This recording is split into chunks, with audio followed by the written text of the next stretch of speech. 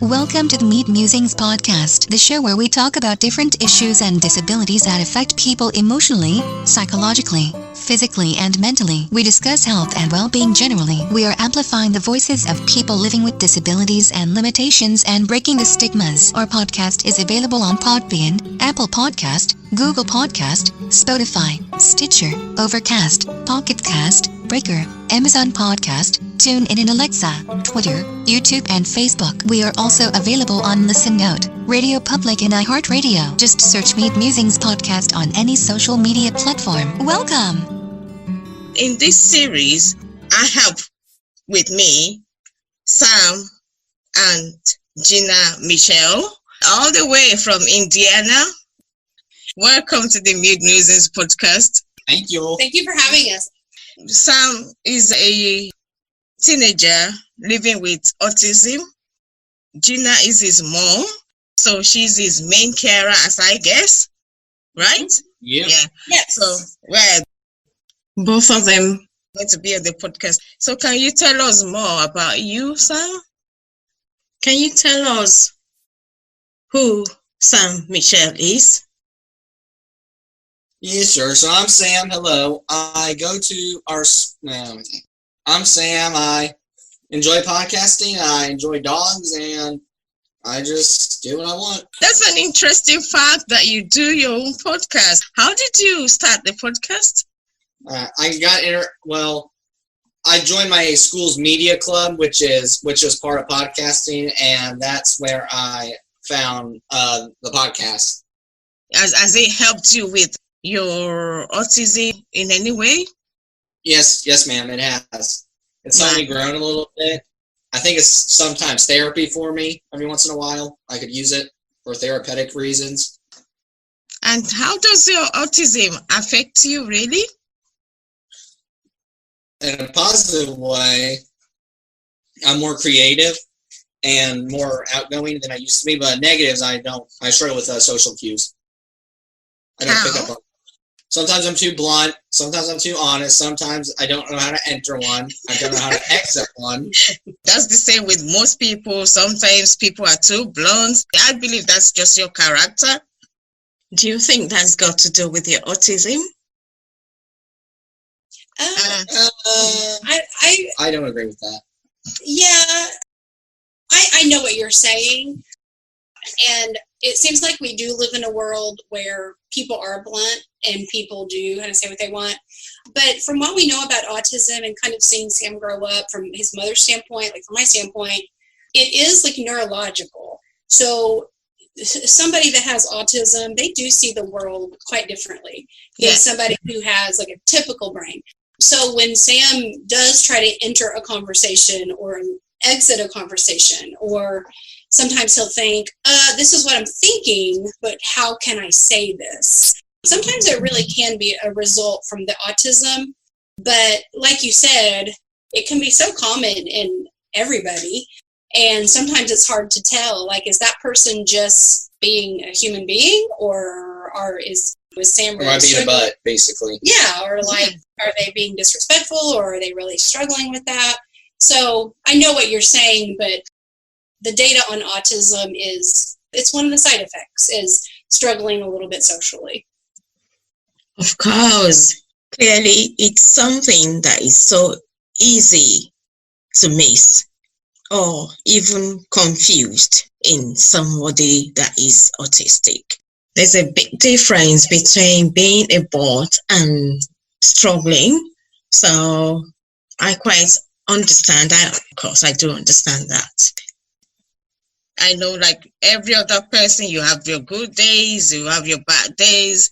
Like, do you have a support system in place? Yeah, mom's side of the family and my dad's side of the family. Right. How do they support you?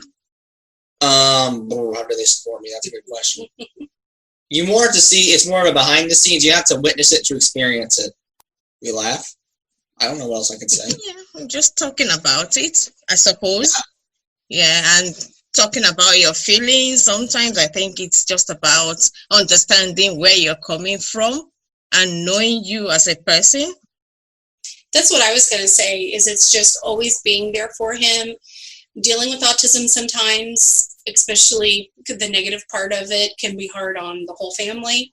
And there are times where I have been like, I need a break. Like, I can't help you with this right now. Like, I'm overwhelmed. I need to like step away for a few minutes. And he understands that. But I think it's just always being real with him, supporting him, and making him understand that there's nothing wrong with you. Yeah. He's not broken at all. He doesn't need to be fixed. Yeah, exactly. He has autism, and that's just a piece of the puzzle, and he embraces it, and we've always taught him to embrace it. So do you have like maybe activities that you like to take part in sometimes? Media club, like I said earlier. What else? I own a 4x4 Kubota I take rides on sometimes. Play pinball, and I do watch WWE sometimes. Paintball. Oh, that's interesting. Soccer? Do you have No a favorite soccer. team? You don't do soccer?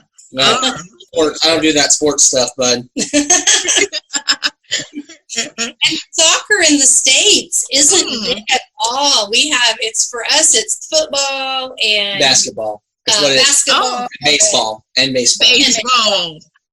All right. We have a soccer team that like the U.S. competes in the Olympics, but it's just not watched as other countries. So Soccer is big in UK and in Nigeria, where I come from originally. Do you have other things that you do in school outside your studies, like in the media club? I'm in an entrepreneurship class. I'm learning about business. That's why I'm dressed kind of nice. I always have to wear nice clothes. That's why. And I'm taking PE, physical education. I don't know what you guys call it in England. Yeah, that's the same thing we call it, PE. Okay. ICP, geography, English. I took in a year of French. And then math, which that's all I'm going to say. I took in biology, health, a year of journalism. And I did enjoy geometry, I will say that. Why do you think you enjoyed geometry? Because it's shapes and patterns. It's a known fact that people with autism usually see things in shapes and patterns. There's no reason. Why is X going into 4? Or 4XZ, blah, blah, blah, blah. but that is interesting that you brought that up. Oh, I'm sorry. Or sometimes, geometry involves simple algebra, like 4x minus 3 equals 12. Okay, duh, we can do that. But the geometry is patterns and shapes, and he's always, since he's been very small, he's always thought in patterns and like compartmentalized things, like he's grouped. So when he did really well with geometry, I was not surprised because that's how he thinks. Yep, yeah. And then I took a year of web design, like making web pages. Yeah, did you find that interesting? It was very interesting. That's the teachers in quarantine right now, which is the odd. Unfortunately. And then I took JAG. That stands for Jobs for American Graduates. So teaching you job skills. And then Earth Space Science and then let's see what else am I taking? Sociology. Which are your best subjects? You've mentioned like different subjects that you do apart from geometry, which you say you find quite interesting. What else do you like? What's your favorite? Okay, English, because of this one right here. She's an English teacher. And I like to write, so when you add that. And creative writing, I take that this year because it's more free write and hands-on ordeal. Thank you for that. Gina, over to you now. I know it must be a bit of a challenge when you are a parent to a child that has difficulties. I won't call it disabilities. I don't want to call it disabilities. That has difficulties in doing some things.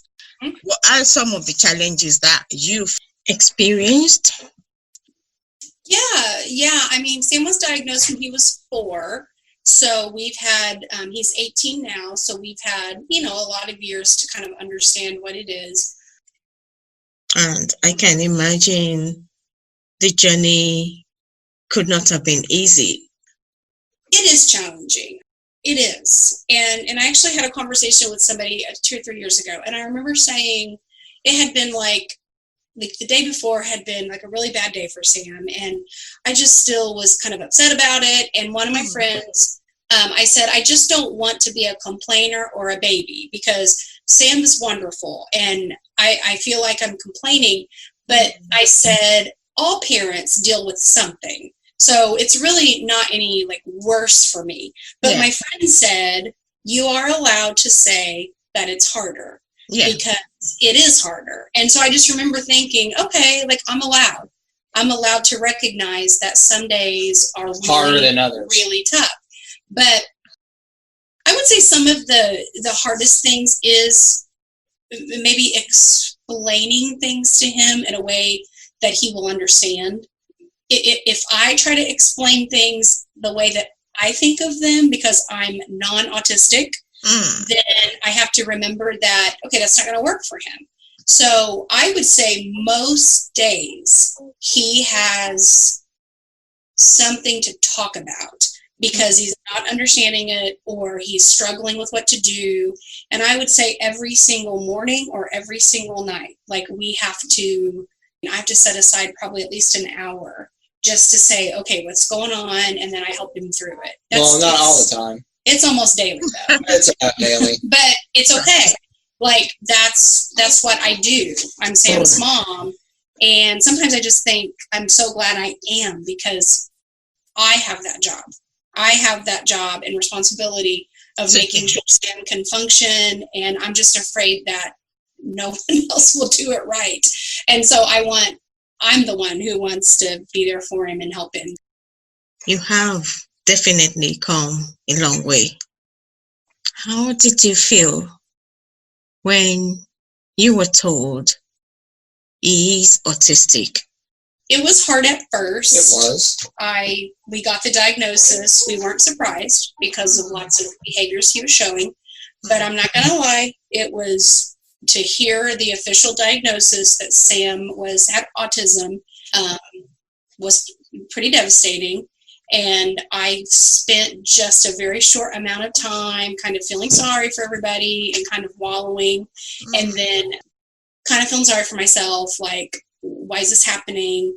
That was pretty short-lived, because then we educated ourselves and understood that Sam he's normal. We don't like the word normal because there's no. Who determines that? There's no normal. So Sam is Sam, and he just happens to have autism. Like I'm the type guy. Like I'm safe in F-bomb. Just don't say the other one. Let's put it that way. Well, that's what I'm saying. Like he's pretty blunt, and we have to rein him in. Like, okay. I'm just saying I don't care if you say the F word. I just don't say the other one, the N one, normal. Oh, well, I respect his bluntness, but Sam has to be helped and encouraged, like, okay, there's a place and a time. So you're at home, you feel comfortable, but okay, now you're at school, so you have to rein it in a little bit. Like he has to be taught that, rather than it just come natural. So that's kind of part of autism. I suppose that's the same with other children as well, because when you're raising a child, you have to spend time, you have to give them, you have to spend that time with each child is different. Each child has a different pace of learning. Well, for some could say, oh, just do XYZ, and they know what you're talking about. But for some, you actually need to give them step-by-step instruction on how to arrive at A. And for some, you actually have to tell them 1 + 1, and you have to show, oh, that's a piece of paper, and put another piece of paper. That makes 2 pieces of paper. I think Sam is a brilliant person, because I've listened to some of his podcasts, and I keep forgetting this important question. What actually motivated you to start your own podcast, Sam? What motivated me? Well, that's a good question. Probably determination, because I want to do it really bad. I mean, that's really what it is determination. Because I really wanted to do it, because this person over here to my left was skeptical, so. I was. I mean, he did the podcast at his school and loved it. And I would like to do my own. I was like, oh, I just didn't want him to. I didn't want it to stress him out, and it was a big undertaking. I encouraged him, but I was nervous that he'd be disappointed or that it completely took Yeah, off. I wasn't expecting this. I just thought it'd just be like few episodes, get a few likes, move on. That's what I thought it would be, but nope, not this really. Well, I think the topic is because he wanted to do a traveling podcast at first initially, and I was like, "Oh, that's pretty cool." I said, "But do you feel strongly about that? Because your passion about it come out in your podcast." And the answer is yes to that. But anyway, yeah, and he said he was like, "I do like traveling," but he came up with autism, and I think people that listen to the podcast can. It's just, I mean, it's a podcast about autism. Someone who has it, and that's authentic. I mean, yeah, you see them ran by doctors, and okay, cool. You can relate to someone more with experience than a doctor. Doctors just state you the facts. We can give you the truths, I guess. Exactly. Absolutely. That's that. Yeah. I think that's why it has been successful, because it's so relatable to people. Right. So thank you for that.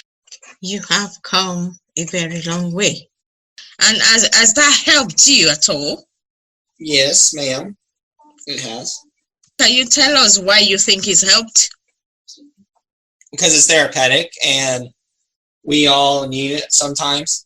That's good. Is there any other things that you would like people to understand better about autism? That we're not broke? From both of your perspectives, yeah. From your perspective, Sam first, and then I'll go over to Gina. That no one is stupid, like mentally stupid or mentally ill. They just need help in some way, shape, or capacity. Yeah, to kind of piggyback off of that, and I think, you know, when Sam started his podcast, I said, what do you want to happen? What's your purpose? And his only thing was to help.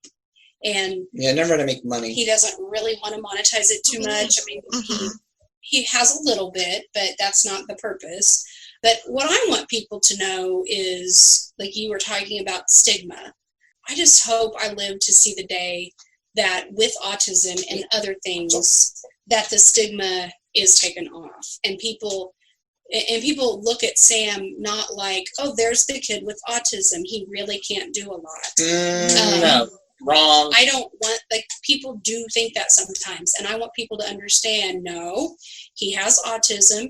He's here. Mm-hmm. He's a functional member of society. I'm doing a podcast. I mean, yeah, what else do I need to do? He's successful, and I just don't think that he's any less, because he's 100% not. So that's the message I want him to get across. But that's what I like to see. Oh, that's brilliant. The society just places stigma on particular illnesses like cancer, like sickle cell anemia, like autism. They just believe what they want. There should be a place for everybody to be able to express themselves. And that's the reason I started this, just to be able to help people raise their voices. So I am quite intrigued by your response.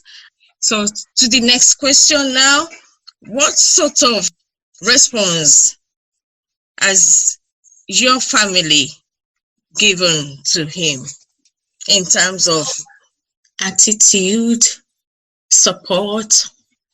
Yeah, well, restaurants? Family. Oh. So both of our families, we all live very close together. It's awesome. Yeah, it's very awesome. My side of the family and my husband's side of the family. I think they're different, but they're cool. They're very different, but they have just, at first, I think all of them were like, what is this? Like, they didn't quite understand it, but once we explained it, they understand, and they are very, very supportive. And I love it because they do know that Sam has autism, but he's not treated any differently than the other grandchildren, and there's still expectations for how he needs to act and how he needs to be respectful, and we all expect that of him. Yeah, except your family doesn't have that expectations as much. Well, they're different. Yeah. They're different. They're funny. Let's put it that way. Yeah, but but at the same time, like they all support him and respect him. Oh yeah, I would never disagree with that statement at all. Yeah, for sure. So it's been a good response as he's grown up. So. Right. So that's interesting, right? Because I know having a support network from your immediate family is very important to be able to get through any day, even without any autistic child. So to me, I see a brilliant person. I've listened to some of the podcasts and they're quite interesting. Talking to your grandfather and to your grandmother. Yeah, it's very interesting. Their perspective. They see you just as a normal child. Oh, you asked your grandfather, "Oh, do you think I'm funny?" I say he's so free. That's my dad. He's the best. They were so funny, but they get along. That was so funny, yeah. So how would you describe yourself, Sam? Oh, how would I describe myself? Well, if you watch interviews on my podcasts, the interviews, they'll answer that for you. But how do you see yourself? I don't know how I see myself. That's why I asked them. Oh. Well, but not them. Like I'll tell her how I see yourself. How do you see? Inside. I can't give you that answer. I'm sorry. Well, like what adjectives do you think describe you? A god? I don't know. A god? Yeah. Okay. Do you want an honest answer? I mean, are you funny? I would say so, I guess. Are you kind? And you guys get to Do you see this going forward with a podcast? Do you still want people to listen to it? Do you still want to be able to educate people? I don't know yet. This is a possibility for a future, but I might be a travel agent because I enjoy tourism, like I said. Would you be changing that to a travel podcast? Maybe. You never know. But I mean, because I just want to be a travel agent. I've always thought of that. I think he's always told me right now, what he's told me is that like this is getting big, he kind of considers it still a hobby. I do a lot of the behind the scenes work with the website and scheduling and all of that stuff. So he's kind of the voice behind the podcast. But right now he says it's a hobby. I really enjoy what I'm doing, but I don't want to be, locked in. He might want to explore something else later. And I'm like, you're allowed to do that. So where would you like to visit? Not out of the United States, except United Kingdom. Maybe going to meet you. But anyway. But to answer your question, that's a good question. Well, let me see what I got. I'm going to get you something here to help you out. Yes, I can. I wrote a list on where I want to go. Oh, cool. Some of them are be like Washington, D.C. Like, right? For a class trip, I want to go there just with her. Well, what would you want to do in Washington? Go to museums that I haven't got to see. I went there once on a class trip, and some of the stuff I didn't get to see, but I want to see it. Myrtle Beach, South Carolina. There's I don't know if you heard of this. This is new for you, but there's a tower, so it's called the Frying Pan Tower. It's a hotel, but it's like on the ocean. It's like an isolated place is the nicest way to put it. Okay.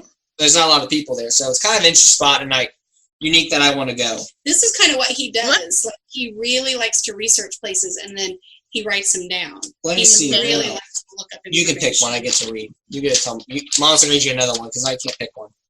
He has San Francisco down. We would love to go see the Alcatraz that's out there. Okay. Um, And then we have family that live in upstate New York that we would like to go visit. We've been you to can pick another one. You don't have to do all of them if you don't want to. I just pick a couple. Yeah, we've been to Texas, but he wants to see other parts of Texas. Yeah, there's a zero because I'm a big fan of heights. There's a Zero Force Gravity Thrill or amusement park where they have like bungee jumping, and I'm like, all right, let's do it. This one won't do it. Bungee jumping. That's cool. Can you tell me what your favorite food is? Food is buffalo wings, easily with ranch. Do you know how to prepare that? I don't know how to prepare. I'll eat them. Yeah, he loves wings. If I put wings though, I think if I made wings, I make them too hot, and I want it. Maybe let's say a fun trip to the bathroom. That's all I'm gonna say. Oh, wow. Interesting. Gina, what's your favorite food?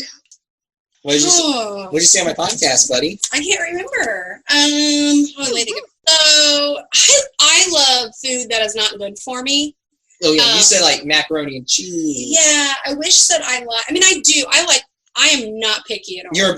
I know, Dad. You're a big steak fan. I do like steak, but your dad really likes steak. I really like sweets. I like cake and pie and ice cream. What cake though? Like, what cake? Yeah. I love red velvet cake. And lemon cake. And I like lemon stuff. What's Christmas like around your home? Christmas, like. Yeah. Well, you put up a tree, you sleep, Santa comes in, you get your presents. That's Christmas. It's more than that. And you get some time with family. I gotta mention.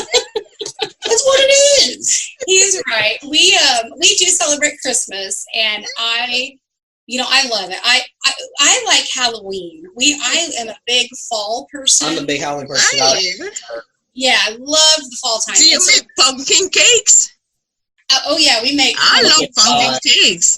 That's my favorite dessert, pumpkin cake rolls. Oh, so Christmas is good though. We have a Christmas tree and we decorate, and then we always have a couple of. Well, usually we just have one big one. We have a big party, a Christmas get together with my side of the family and my husband's side of the family. We all come together as one. Really love that. That is a really fun time. Yeah, Christmas is always fun time when you get to celebrate, when you see people that you've not seen We play games. We played Cards Against Humanity. We played games and just We played the potato poop game, whatever it's called. Remember where they put the thing in between the thigh? Yeah. And they have to drop in the trash. We play fun games like that will make everybody laugh, right? Yeah. Puzzles. Do you like puzzles as well? Puzzle games.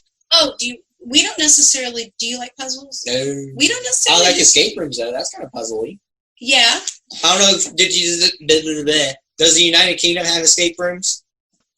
That's what we have in America too. But I enjoy those type of puzzle stuff, and I always got the big questions up my sleeve sometimes. Like, what's the meaning of life? That's a big question I have right now. The meaning of life? Yeah. Yeah, that's a big one. To be honest, if we start answering that question, we will probably not finish this podcast today, because at the moment, life has different meanings for different people. It's just a moment, it's just a day, it's just an hour, and sometimes it's just time with family.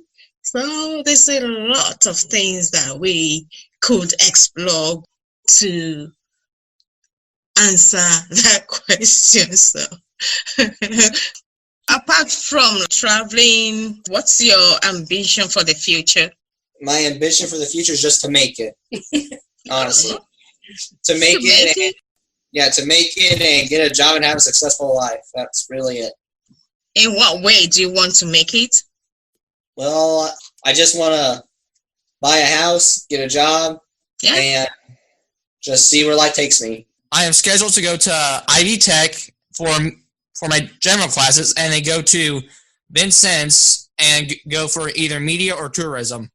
Honestly.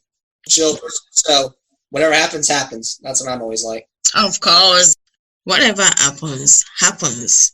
Life goes on regardless of what you're going through or the way you feel. Life never stops. Exactly. I've always thought that as the world has become more dangerous, people tend to travel less, or they become in their home more. And me personally, I've never thought that. And I've tried to instill that into Sam. Like, but you've done okay with just live your life. Like, just do what you want to do. And that's what I think he's more reserved than I am with things, but I'm like you. I'm going to go do what I want. And do you have other children, Gina? Nope. Sam's my only one. Oh! I'm spoiled. Yeah, he's got,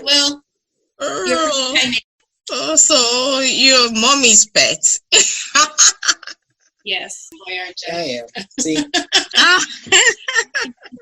Well, it's been interesting chatting to you, and I really appreciate the time. And it's just along the way, I will say, Sam has met such wonderful people like yourself. Oh, thank you very much, Gina. It's been an amazing experience speaking with you and Sam and discovering this journey with you. Thank you so much for coming on our podcast. I really admire what you guys are doing with your podcast, and with your podcast, getting information out about spreading information about autism. I feel like that's the power that's going to change the world, like one at a time. So I really respect what both of you do. I do. Thank you. Yeah, the world is a global village now, and most things are going to be done online. That's why we need to get this information out there. Absolutely. People living with disabilities are no different from other people. You have a physical disorder, and another person has another challenge, but it doesn't make them any less. No, ma'am. Yeah. No, I think that we've always said, I just don't even really believe autism is a disability, because I feel like in our own way, everybody is disabled. Yeah. Because there is no perfect person that says, I don't struggle with anything. Yeah. Nobody can say that. You're So not perfect. I just feel like, okay, like Sam struggles with this. I have struggles. You have struggles. Now, what does the next person struggle with? I just feel like Sam is very good about using the resources that's been provided to him. He's not ashamed to use them. I do it, don't like it, and I'm afraid that's wrong. Well, we all have resources we use, and we never should be afraid to use resources. Right. So Yeah. Oh, yeah. Oh, yeah. Now you mentioned the resources. What sort of resources do you have?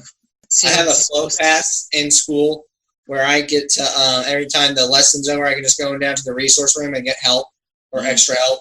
Or I can get test read and get some extra time, get an extra day or two to work on some homework. Yeah. That's what it is. And sometimes I'm getting a lot of help from people, so I got to support for some people in the school that's helped me. So, yeah. He's never ashamed to, okay, stay in your math class, get all the information you need, and then go down to the resource room. He has an amazing resource teacher. Her name is Mrs. Reagan. She's been with him for 4 years, and she's amazing. And Miss White for. Yeah, and then Mrs. White was in middle school, but they're so amazing. And he has just always used what has been provided. He would never be as successful had he not had that. No, I would say I ran from the top side, I didn't have it. Thank you, Sam's teachers. You've helped him become an amazing, intelligent young man.